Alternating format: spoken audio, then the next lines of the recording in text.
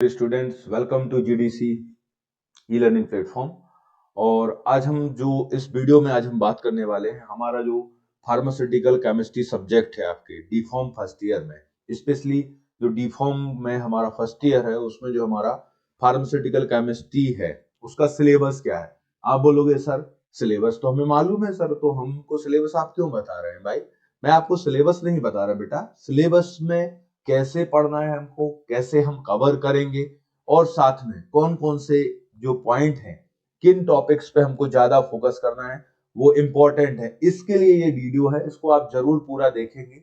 ऐसा ना करें कि आप बोलोगे सर मेरे पास तो सिलेबस है, आपका वेबसाइट पे डला हुआ है, मेरे पास तो पीडीएफ अवेलेबल है सर, तो सर इससे हमें क्या फायदा होगा बेटा। हम आपको वो बताएंगे कि हमको कैसे दौड़ना है, ठीक है, हमको सिलेबस को कैसे क्या करना है, ओवरटेक करना है और कहां पर हमको ध्यान से अपनी गाड़ी चलानी है ये देखना है भाई हमारे लिए, ठीक है। तो भाई सबसे पहला काम ये है कि फार्मास्यूटिकल केमिस्ट्री जब सुनता है बच्चा तो उसको डर सा लगता है। ये हकीकत बात है, हर फार्मेसी स्टूडेंट की सबसे बड़ी समस्या कि भाई फार्मास्यूटिकल केमिस्ट्री, अब केमिस्ट्री है भाई तो कोई छोटी मोटी केमिस्ट्री थोड़ी ना है। अब ड्रग्स हैं, अब ड्रग्स का स्ट्रक्चर है तो ड्रग्स के स्ट्रक्चर में तो हेटेरोसाइक्लिक रिंग होते हैं, उसमें तो आईयूपीएसी नेम भी आता है, हम पे तो एल्केन का आईयूपीएसी नेम नहीं बनता, ड्रग का कहां से बनेगा। इन सब चीजों को भूल जाओ, इनका कोई रोल नहीं है। हम आपको तरीका बताएंगे, आगे के जो रिकॉर्डेड आएंगे आपके वीडियोस वगैरह जो क्लासेस होंगी उसमें सब चीजें आपको बताई जाएंगी कैसे इनको अपन को कवर करना है। तो सबसे पहले देखो यहाँ पे हम बात करते हैं सिलेबस का, ठीक है। तो जो हमारा पीसीआई है, फार्मेसी काउंसिल ऑफ इंडिया, जो हमारे देश में हमारे फार्मेसी के एजुकेशन को रेगुलेट करता है, उसके अकॉर्डिंग हमारा जो न्यू सिलेबस है उसको मैं पूरा आपको बताऊंगा।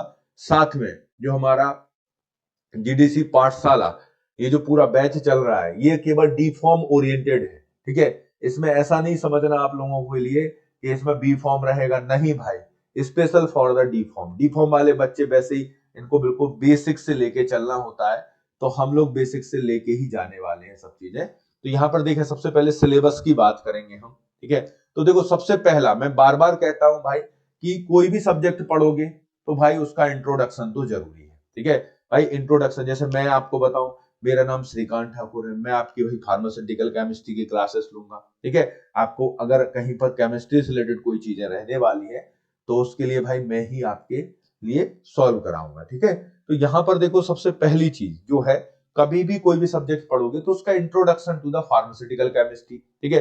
फार्मास्यूटिकल केमिस्ट्री में बेसिकली देखा जाए तो अपन इसके स्कोप की बात करेंगे और इसके ऑब्जेक्टिव की बात करेंगे, क्या क्या स्कोप है। तो ये तो भाई सिंपल सा है आपका। अब आएगा source and type of error. हम दूसरा चीज देखेंगे कि भाई जो एरर्स होते हैं, भाई जो गलतियां हो जाती हैं उसमें इंपॉर्टेंट टर्म्स है, जैसे एग्जाम में पूछ ले जाते हैं, एक्यूरेसी, प्रिसीजन, इनके बारे में अपन से क्वेश्चंस आ जाते हैं तो इनकी डेफिनेशन अपन समझेंगे, ठीक है। इंप्योरिटीज इन द फार्मास्यूटिकल्स, भाई ड्रग जैसा सब्सटेंस है, इंपॉर्टेंट है, उसमें कोई इंप्योरिटीज नहीं होना चाहिए।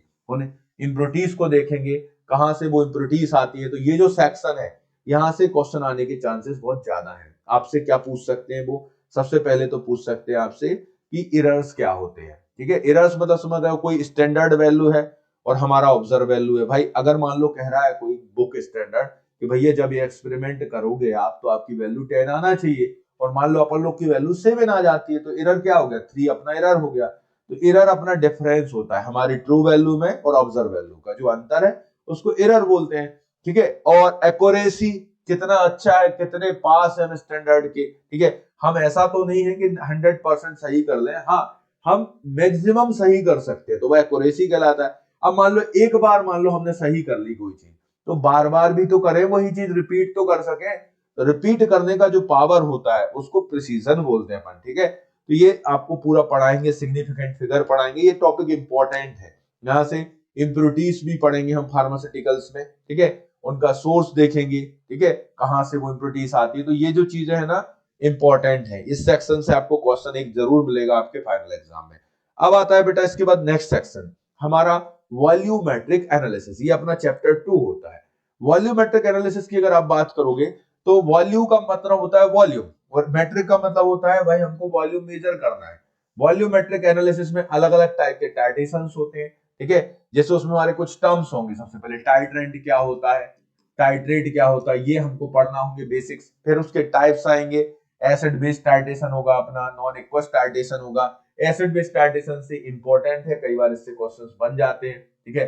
Non aqueous titration, precipitation, complexometric और रेडॉक्स। फिर आएगा आपका ग्रेविमेट्रिक एनालिसिस। अब बच्चा बोलेगा साहब वॉल्यूमेट्रिक में हम वॉल्यूम मेजर करते थे, तो मैं कहूंगा भैया ग्रेविमेट्री में कौन करोगे मेजर? ग्रेविमेट्री में अपन लोग वेट मेजर करते हैं, और इनकी हेल्प से हम अननोन सॉल्यूशन का क्या निकाल लेते हैं?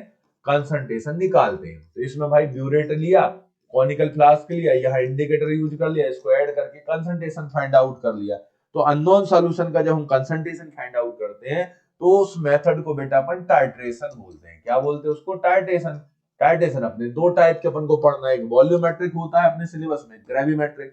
वॉल्यूमेट्रिक टाइट्रेशन में ध्यान रखना है, उसके टाइप होते हैं, उसमें वॉल्यूम को मेजर किया जाएगा। ग्रेविमेट्रिक में अपन वेट को मेजर करेंगे। ये टॉपिक भी इंपॉर्टेंट है आपका, ठीक है। यहां से आपको क्वेश्चन आने की प्रोबेबिलिटी ज्यादा है, ठीक। नेक्स्ट है भाई हमारा यहाँ पर इनऑर्गेनिक फार्मास्यूटिकल्स, ठीक है। अब ये इनऑर्गेनिक फार्मास्यूटिकल्स क्या होते हैं? ये वर्ड क्यों लिखा इन्होंने, इनऑर्गेनिक क्यों लिखा? अरे भाई इन्होंने इसलिए इनऑर्गेनिक लिखा कि जो हमारी ड्रग्स होती है ना, जो ड्रग्स होती है बेटा, वो ऑर्गेनिक कंपाउंड होते हैं मैक्सिमम। जैसे सपोज अपन जो सबसे अच्छी ड्रग है अपन सबको याद है, पैरासिटामोल हो गया, अपना एस्प्रिन हो गया, ये सब तो बेटा ऑर्गेनिक कंपाउंड है मैक्सिमम। हमारी 90 से 95% जो ड्रग है वो क्या है? अपनी ऑर्गेनिक ड्रग है। लेकिन इन ऑर्गेनिक ड्रग के बीच में इनऑर्गेनिक ड्रग भी रहती है, तो वो इनऑर्गेनिक फार्मास्यूटिकल्स है हमारे। जैसे भाई हीमेट्रिक्स है, अपना आयरन है, आयरन के जितने टैबलेट वगैरह होते हैं जो हमारे ब्लड फॉर्मेशन में हेल्प करते हैं, तो वो इसमें आएंगे। अपने जीआईटी एजेंट, जीआईटी एजेंट में सबसे मेन जो अपने बॉस है वो है एंटासिड। एंटासिड हमारे इनऑर्गेनिक कंपाउंड होते हैं। कुछ हमारे टॉपिकल एजेंट होते हैं, जैसे सिल्वर नाइट्रेट है, हमारा जिंक ऑक्साइड है, हाइड्रोजन पेरोक्साइड है। ये कुछ हमारे डेंटल प्रोडक्ट होते हैं कैल्शियम वाले, ठीक है। ये सब इनऑर्गेनिक कंपाउंड है आपके। इसके अलावा कुछ हमारी गैसेस होती है, ऑक्सीजन है, कार्बन डाइऑक्साइड है, नाइट्रोजन है, नाइट्रस ऑक्साइड है। तो ये सब हमारे क्या है? इनऑर्गेनिक कंपाउंड है। इनको कहीं ना कहीं हम कोई ना कोई डिसीज के ट्रीटमेंट में तो यूज करते हैं, तो ये इसलिए हमको यहाँ पे लिखा गया है। और इसमें जी कई बार डेफिनेशंस पूछते हैं, हेमेटेनिक क्या है, जीआईटी, ये सब चीजें आपको कवर करना है। ये सेक्शन भी बेटा इजी सेक्शन है, ये टाइट्रेशन वाले सेक्शन के कंपैरिजन में इजी है और हमारा इंपॉर्टेंट सेक्शन है, ठीक है। ये बहुत अच्छे से आप लोगों को पढ़ना होगा, ओके। आगे चलें, नेक्स्ट पॉइंट की ओर देखते हैं भाई। यहाँ पर अगला चैप्टर है भाई हमारा 4, introduction to the nomenclature of organic chemical system with particular reference to the heterocyclic compound, ठीक है। अब यहाँ पर देखो एक्चुअल में क्या हुआ है, इन्होंने ये लिखा है ऑर्गेनिक सिस्टम का हमको मतलब अपना आईयूपीएसी नोमेनक्लेचर पढ़ना है। जो हमारा एसिड है, एल्केन है, एल्काइन है, कीटोन है, एल्डिहाइड है, इनका आईयूपीएसी नेम तो पढ़ना है हमको। तो पीछे से भैया बीएससी वालों ने भी बोला, या कि भाई बीएससी वाले भी बोले कि यार हम भी पढ़ते हैं ये चीज, तुम तो फार्मेसी वाले हो, तो इसलिए तो उन्होंने लिख दिया नीचे भाई हेटेरोसाइक्लिक कंपाउंड्स के रेफरेंस में। क्योंकि हमारी देखो कार्बन की जो चेन होती है ये तो होमोसाइक्लिक हुआ, कार्बन कार्बन से ही बना है। इसके बीच में अगर कोई और आ जाता, जैसे ऑक्सीजन आ गया, तो ये रिंग अपनी हेटेरोसाइक्लिक, अपनी ड्रग्स में मैक्सिमम नाइट्रोजन आ जाता है, कार्बन के बीच में ऑक्सीजन आ जाता है, या फिर सल्फर आता है। ये तीन रिंग अपन को बहुत मिलती है, ठीक है। तो इसलिए इनका अपन को नोमेनक्लेचर पढ़ना होगा, ठीक है। अगर हम ये पढ़ते हैं ना तो हमें ड्रग्स के स्ट्रक्चर भी याद हो सकते हैं। और गलती बच्चे यही करते हैं कि वो क्या करते हैं, ये हेटेरोसाइक्लिक रिंग को पढ़ते नहीं है, वो डायरेक्ट क्या करने लगते हैं, स्ट्रक्चर्स को पढ़ते हैं, तो टफ लगने लगता है। ये बताइए अगर अपन लोगों ने ऑर्गेनिक केमिस्ट्री में ये ना पढ़ा कि डबल बॉन्ड अपना ईन होता है, ट्रिपल बॉन्ड आयन होता है, सिंगल बॉन्ड एन होता है, OH रहता है तो ऑल आता है, आपका COH रहता है तो O1 रहता है, भाई एल्डिहाइड रहता है तो अल आ जाता है, कीटोन रहता है तो ऑन आ जाता है। हमको ये पता रहता है यार, तो हम पे आईयूपीएसी नेम बन जाते हैं। ये हम क्योंकि 12th क्लास में भी पढ़े हैं, ठीक है, तो ये बन रहा है, हमको इजी लगता है। लेकिन यही चीज जब ड्रग्स के साथ आती है ना तो हमको टफ लगती। क्यों? क्योंकि उसमें आ जाता है हेटेरोसाइक्लिक रिंग। उसमें गलती अपन लोग की नहीं है, अपन ने जैसा ये पढ़ा ना इनका बेसिक्स, ये बेसिक्स जैसा इनका पढ़ा, अपन ने कभी हेटेरोसाइक्लिक रिंग का कुछ पढ़ा ही नहीं है, रूल रेगुलेशन कैसे नोमेनक्लेचर होते हैं, क्या होते हैं। जब हमने ये पढ़ा नहीं है, हम सीधा ड्रग में देखते हैं उसको, तो हमें रूल रेगुलेशन आते नहीं है, तो हमें टफ लगने लगता है। तो अपन लोग क्या करेंगे, इसी चीज को सबसे पहले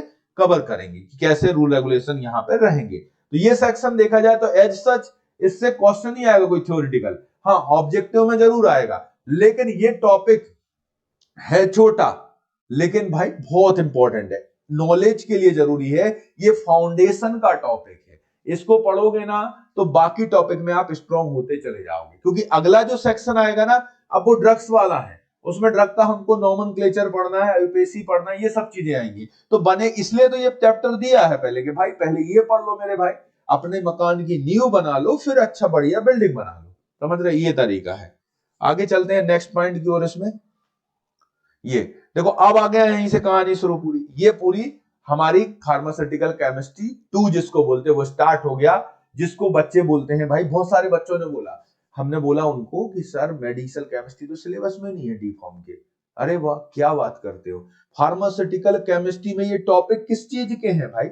ये मेडिसिन ही तो है हमारे, एनेस्थेटिक, थाओपेंटोल, ये सब एनेस्थेटिक हैं जो ये लिखी है, ये मेडिसिन ही तो है। उनकी केमिस्ट्री, मेडिसिनल केमिस्ट्री, ये अपन को दिया है चैप्टर 5 में। ठीक है, तो इसमें देखो अब आ गया ये drug acting on the central nervous system है भाई, जो हमारे सीएनएस पे ड्रग काम करती है। एनेस्थेटिक हो गया, उसमें थायोपेंटल सोडियम है, आपका कीटामीन है, प्रोपोफॉल है, इनका एटलीस्ट स्ट्रक्चर सिंथेसिस और आपको एसएआर तो पढ़ना पड़ेगा। ठीक है, ये इंपॉर्टेंट है। जैसे सेडेटिव ड्रग है हमारा डायजेपाम है, ठीक है, ये नाम दिए जिनको अपन गोनी के स्ट्रक्चर पढ़ने हैं, नाइट्राजिपाम, फिनोबार्बिटल। ठीक है, एंटी साइकोटिक ड्रग्स हैं, उसमें क्लोरोप्रोमाजिन आपका इंपॉर्टेंट है, तो ये एक तो हमको पढ़ना पड़ेगा। एंटी कन्वर्जेंट में फेनिटोइन है। ठीक है, हर पिक्चर का, ये एनेस्थेटिक की जो पिक्चर है उसका हीरो कौन है? थायोपेंटोल है। सेडेटिव की पिक्चर का हीरो कौन है? डायजेपाम है। एंटी साइकोटिक का हीरो कौन है? क्लोरोप्रोमाजिन। हीरो मतलब समझते हो फार्मेसी की लैंग्वेज में? प्रोटोटाइप ड्रग, प्रोटोटाइप ड्रग आपको सभी को करना पड़ेगा एक स्ट्रक्चर।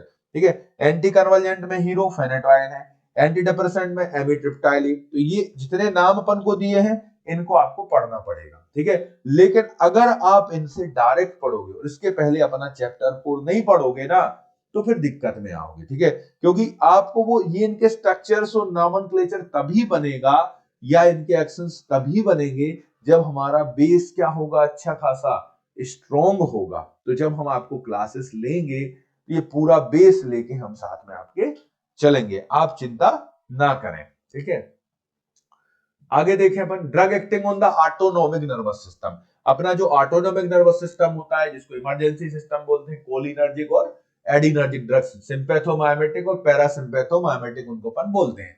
सिंपैथोमाइमेटिक एजेंट पढ़ेंगे पूरा उनका क्लासिफिकेशन, जैसे उसमें इपिनेफ्रिन अपना इंपॉर्टेंट है बेटा, इपिनेफ्रिन है, ये इंपॉर्टेंट है। ठीक है, इसके अलावा हम इसमें एडिनर्जिक एंटागोनिस्ट पढ़ेंगे, हमारे अल्फा एडिनर्जिक ब्लॉकर होंगे। ठीक है, हमारे आपके बीटा एडिनर्जिक ब्लॉकर होंगे, वो सब हम आपको मिलेंगे। ये अपने बीटा ब्लॉकर, ये इंपॉर्टेंट है बीटा ब्लॉकर, इनका क्लासिफिकेशन अपन को याद करना होगा। ऐसे ही सेम मिलेगा अपन को कोलिनर्जिक ड्रग्स, फिर आपको मिलेगा एंटी कोलिनर्जिक, जिनको बोलोगे कोलिनर्जिक ब्लॉकिंग ड्रग। मतलब इसमें 4 चीजें हैं, पहले तो एडिनर्जिक, फिर एंटी एडिनर्जिक, फिर कोलिनर्जिक, फिर एंटी कोलिनर्जिक। ये 4 टॉपिक, और ये जो चारों टॉपिक है ना, ये मान लो इनके बगैर आपका क्वेश्चन पेपर नहीं बनेगा, ये इंपॉर्टेंट है। ठीक है, इन टॉपिक्स में देखो बच्चों को क्या पढ़ना है, डी फॉर्म लेवल में हमको क्या पढ़ना है। देखो मैं आपको बताऊं, यहां पे अपन को क्या करना है, पहला कोशिश करना है कि कोई भी टॉपिक हो आपका, उसका क्लासिफिकेशन अपन को याद करना है।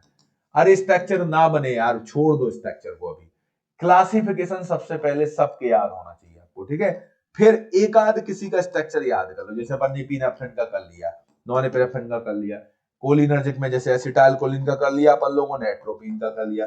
मेन जो ड्रग्स हैं, जो हीरो हैं, उनके अपन ने याद कर लिए। अब मान लो आपको जैसे सपोज आ गया क्वेश्चन लॉन्ग वाला कि आपको क्लासिफिकेशन लिखना है विथ स्ट्रक्चर, किसका? एडिनर्जिक ड्रग का।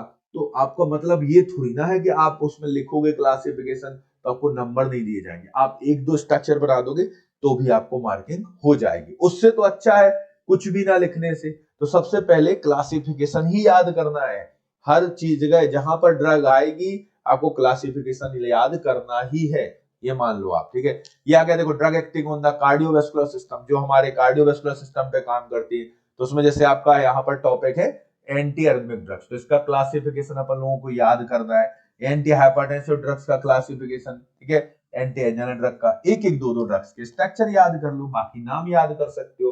तो हम लोग आपको क्या करेंगे, विथ ट्रिक से पूरा क्लासिफिकेशन लर्न करा देंगे, आप लोग चिंता ना करें। ठीक है, विथ ट्रिक से आपको पूरा क्लासिफिकेशन क्या किया जाएगा, लर्न कराया जाएगा। अब आता है हमारा चैप्टर 8 है।